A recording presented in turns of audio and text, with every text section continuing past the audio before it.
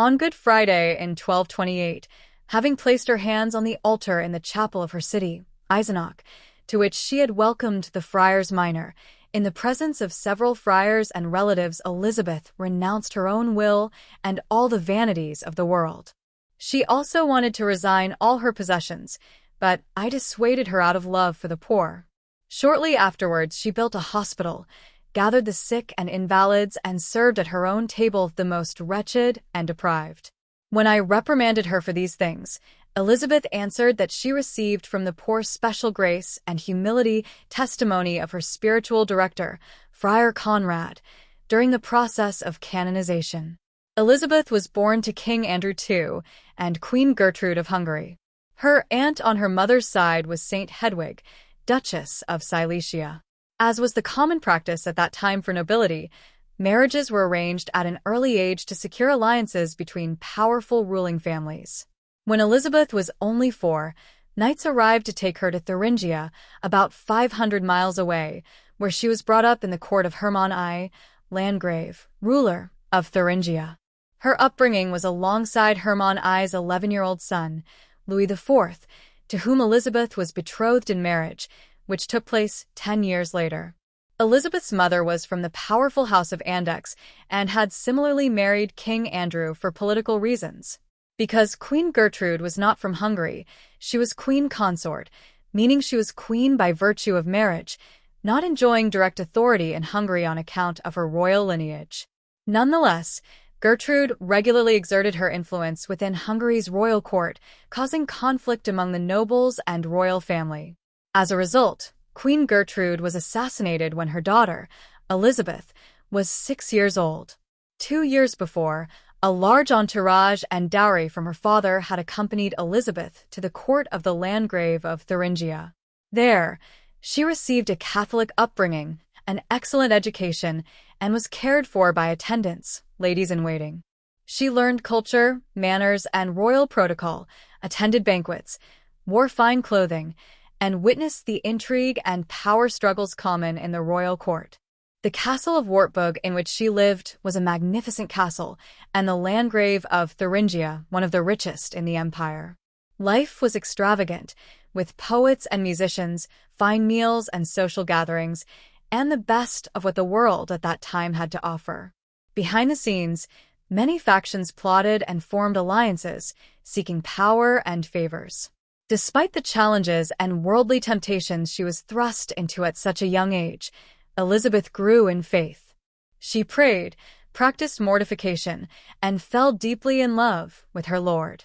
During the first 10 years in Wartburg Castle, Elizabeth and her future husband, Louis IV, were raised together and formed a deep personal and spiritual bond. Though the marriage was arranged, they put their minds, hearts, and wills into what would soon become their future together. Louis's father died when he was 16 years old, and Louis became the Landgrave of Thuringia. For years later, Elizabeth and Louis were wed. From the very beginning, Elizabeth did not fit in with the courtly life. She was sensitive to the poor, sought virtue, and preferred simplicity, which made her an object of gossip and slander among the more refined members of the court. In Louis, however, she found a strong support. He admired her virtues and goodness and dismissed any criticism that came to his ears, defending her before all. About 2 years after their marriage, when Elizabeth was 16, Franciscan friars arrived at the castle to care for the spiritual needs of the royal court. The holy Friar Conrad of Marburg became Elizabeth's spiritual director. Through him, she learned about the saintly life of Saint Francis, who probed the highest heights of holiness, even being pierced with the stigmata at the end of his life by a seraphim, the highest of the choirs of angels, earning him the revered title, the Seraphic Father. Stories of Saint Francis, the influence of the friars, and her own devotional life drew her deeper into the mysteries of faith.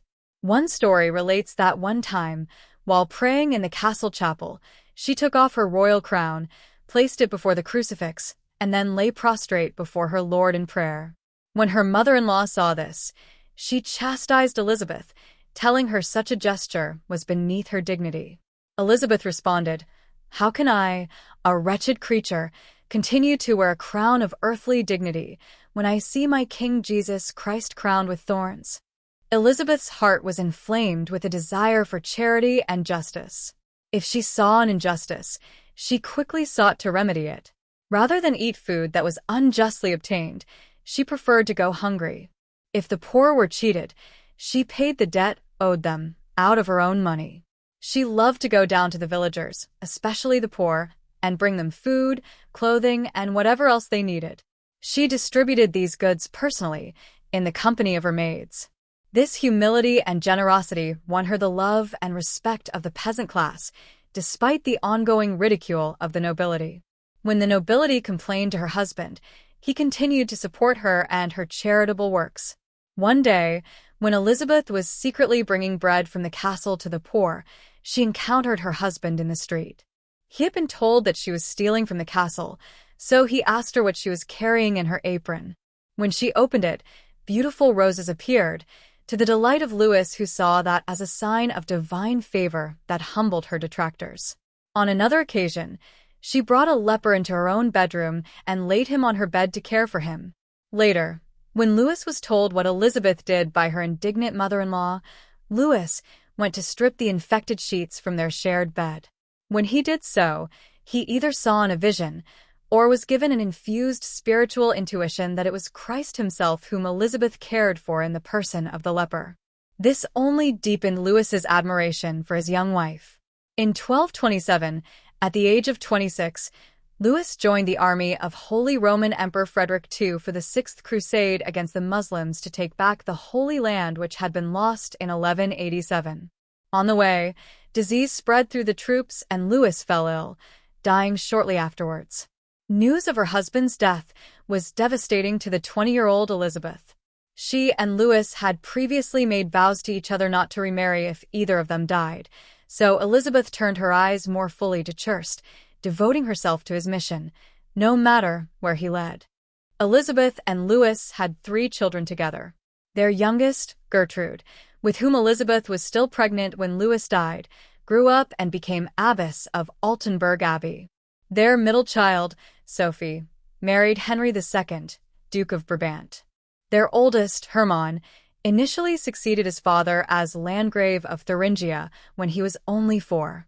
Though Elizabeth acted on her son's behalf in the governance of the Landgrave, Louis's brother, Henry, seized control as regent for young Hermann and ran Elizabeth and her children out of the castle, causing many of the nobles to reject her. Hermann died unexpectedly several years later before he could make his claim as Landgrave, and Henry assumed full control.